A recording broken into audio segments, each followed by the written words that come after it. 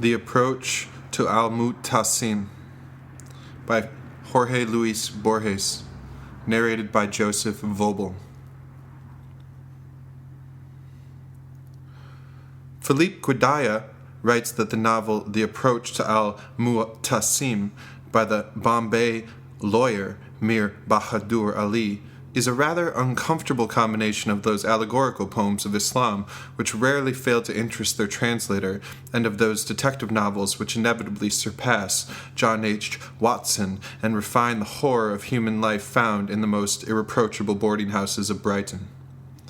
Previously, Mr. Cecil Roberts had spoken harshly of Bahadur's book, condemning the double, improbable tutelage of Wilkie Collins and of Farid ud-Din Attar, the illustrious 12th century Persian, a tranquil enough observation, which Guedaya repeats without notable emendation, but in a choleric tone of voice. Essentially, both critics are in agreement. Both indicate the detective story mechanism of the novel and its mystic undercurrent. This hybridization may cause us to imagine some likeness with Chesterton. We will soon see that there is no such thing. The Edito Princeps of The Approach to Al-Mu'tasim appeared in Bombay toward the end of 1932. The paper used was almost the quality of newsprint. The cover proclaimed to the buyer that the book was the first detective novel written by a native of Bombay City. Within a few months, the public bought up 4 printings of 1,000 copies each. The Bombay Quarterly Review, the Bombay Gazette, the Calcutta Review, the Hindustan Review of Allahabad, and the Calcutta Englishman distributed their eulogies. Thereupon Bahadur issued an illustrated edition of the book, which he now titled The Conversation with the Man Called Al-Mu'tasim, and handsomely subtitled A Game with Shifting Mirrors. This is the edition which has just been reproduced and issued in London by Victor Gollancz, with a prologue by Dorothy L. Sayers, and the omission, perhaps merciful, of illustrations. I have it in front of me. The first edition, which I suspect is far superior, I have never succeeded in finding. I am authorized in this last judgment by an appendix which summarizes the fundamental difference between the primitive version of 1932 and the 1934 edition. Before examining the book and arguing its merits, it would be well for me to indicate rapidly the general course of the work. Its visible protagonist, we never learn his name, is a law student in Bombay. He disbelieves, blasphemously so, in the Islamic faith of his fathers, but at nightfall on the 10th night of the lunar month of Muharram, he finds himself in the center of a civil tumult between Muslims and Hindus. The night is filled with drums and invocations. The great paper canopies of the Muslim procession force their way among the adverse multitude. A brick flung by a Hindu comes flying from a rooftop. Someone sinks a dagger into another's belly. Someone, Muslim, Hindu, is killed and is stamped underfoot. 3,000 men battle, cane against revolver, obscenity against imprecation, God the indivisible against the gods. Aghast, the free-thinking student joins the fray. With desperate hands he kills, or thinks he kills, a Hindu. The Srikar police, mounted, deafening-hooved, half asleep, intervene with their impartial lashes. Almost beneath the hooves of the horses, the student takes flight. He makes for the farthest outskirts of town. He crosses 2 sets of railroad tracks, or the same tracks twice. He scales the wall of an entangled garden, at the back of which rises a circular tower. A lean and evil mob of moon-colored hounds breaks out from behind the black rose bushes. Fiercely beset, he takes refuge in the tower. He climbs an iron ladder. Some of the rungs are missing, and once on the roof, where there is a blackish well in the center, encounters a squalid man squatting by the light of the moon and urinating noisily. This man confides in him that his profession is to rob gold teeth from the white-shrouded cadavers which the Parsees leave in this tower. He talks of other equally vile matters, and mentions that 14 nights have passed since he last purified himself with buffalo dung. He speaks with manifest hatred of certain horse-thieves in Gujarat, eaters of dogs and lizards, men as unclean as the 2 of us. The sky begins to grow light. The air is filled with the low flight of fat vultures. Exhausted, the student falls asleep. When he awakens, the sun is high in the sky and the robber has disappeared. Also missing are a couple Trichinopoli cigars and some silver rupees. In the face of the menaces foreshadowed by the previous night, the student resolves to lose himself in the depths of India. He meditates on how he has shown himself capable of killing an idolater, but not of knowing for certain whether a Muslim is more justified in his beliefs than a Hindu. He cannot get the name of Gujarat out of his mind, nor that of a certain Malka Sansi, a woman of the robber caste, of Palanpur, the preferred target of curses and object of hatred for the despoiler of cadavers. He reasons that the rancor of a man so minutely vile is worthy of special eulogy. He resolves, with little hope, to look for the Malka Sansi. After brief prayer, he sets forth on the long voyage with assured languor.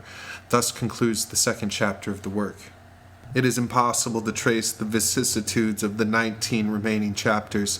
There is a dizzy pullulation of dramatis personae, not to speak of biography, which seems to exhaust the movements of the human spirit, ranging from infamy to mathematical speculation, or of a peregrination which encompassed the vast geography of Hindustan.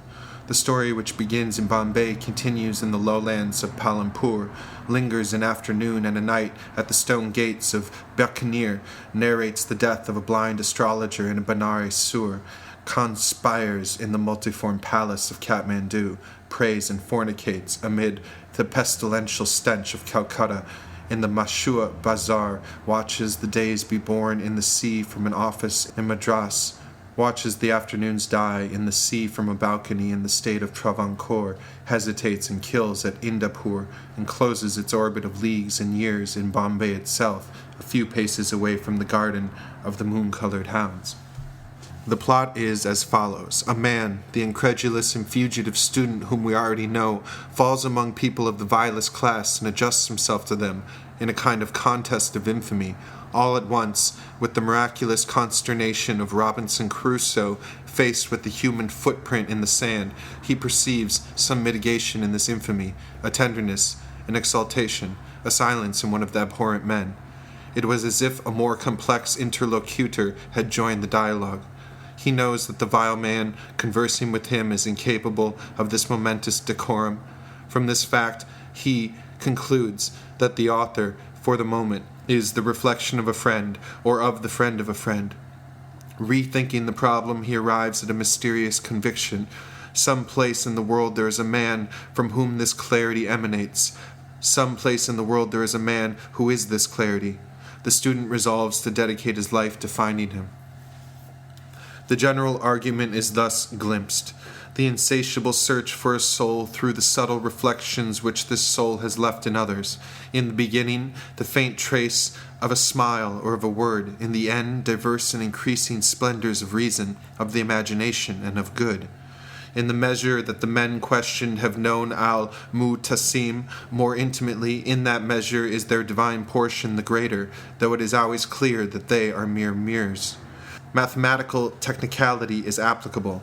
Bahudur's burdened novel is an ascending progression, whose final end is the presentiment of a man called Al-Mu'tasim. The immediate antecedent of Al-Mu'tasim is a supremely happy and courteous Persian bookseller. The predecessor of this bookseller is a saint. After many years, the student arrives at a gallery, at the rear of which is a door hung with a cheap and copiously beaded mat curtain. From behind it emanates a great radiance. The student claps his hands once, twice, and asks for Al-Mu'tasim. A man's voice, the incredible voice of Al-Mu'tasim, urges him to come in. The student draws back the curtain and steps forward. The novel ends. Unless I am deceived, the successful execution of such an argument imposes two obligations upon the writer. One, the various invention of prophetic traits. The other, the obligation of seeing to it that the hero prefigured by these traits be no mere convention or phantom. Bahadur satisfies the former. I do not know to what degree he satisfies the second. In other words, the extraordinary and unseen Al-Mutasim should give us the impression of a real character, not that of a jumble of insipid superlatives. In the 1932 version, the supernatural notes are scarce. The man named Al-Mutasim is to some degree a symbol, but he does not lack idiosyncratic personal features. Unfortunately, this literary good conduct did not last long. In the 1934 version, which I have at hand, the novel sinks into allegory. Al-Mutasim is the emblem of God, and the punctual itinerary of the hero is in some manner the forward progress of the soul in its mystic ascent.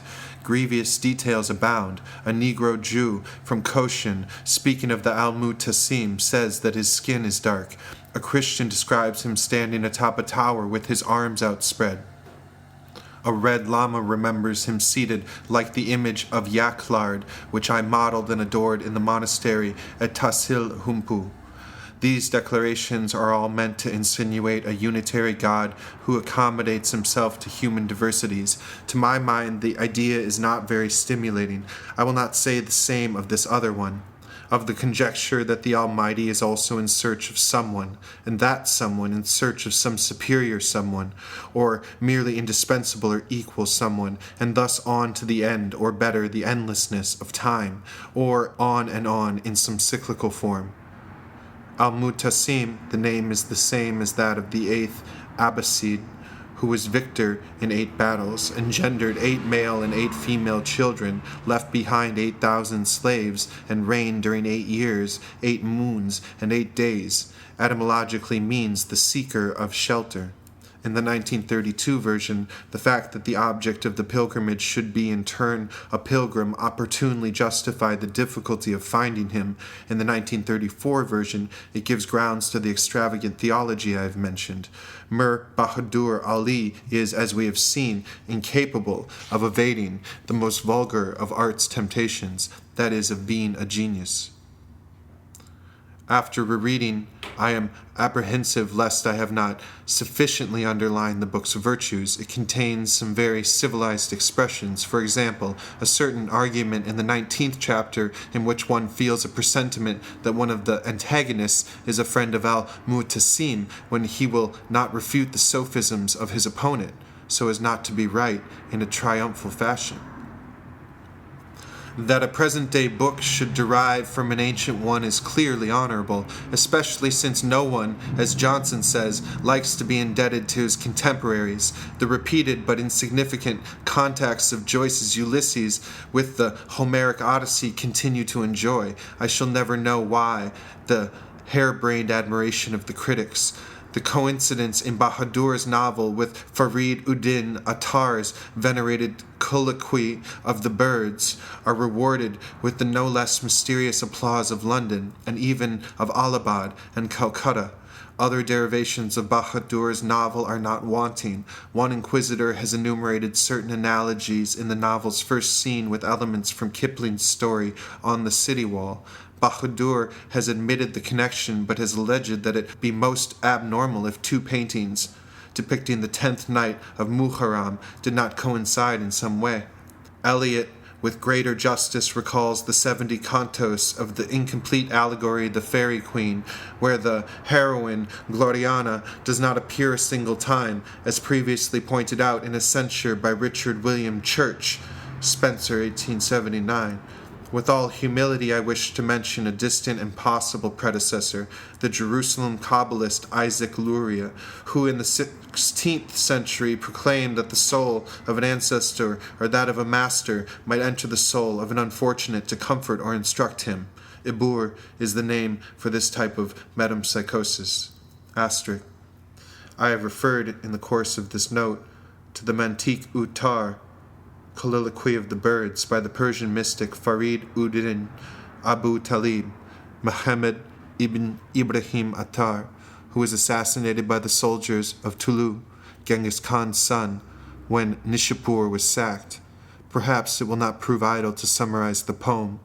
The faraway king of the birds, the Simurgh, drops an exquisite feather in the middle of China. Wary of their ancient anarchy, the birds determine to find it. They know that their king's name means 30 birds. They know that his royal palace stands on the Kaf, the circular mountain which surrounds the earth. They undertake the almost infinite adventure. They fly over 7 valleys, over 7 seas. The next to last one is called Vertigo, the last annihilation. Many of the pilgrims desert, others perish. 30 of them, purified by their labors, set foot upon the mountain of the Simurgh. At last they contemplate it. They perceive that they are the Simurgh, and that the Simurgh is each one of them and all of them. The Aeneids of Plotinus too declare, verse 8, 4, a paradisiacal extension of the principle of identity. Everything in the intelligible heaven is everywhere. Anything is all things. The sun is all the stars, and each star is all stars and the sun. The Mantique Outure has been translated into French by Garcin de Tassy, into English by Edward Fitzgerald.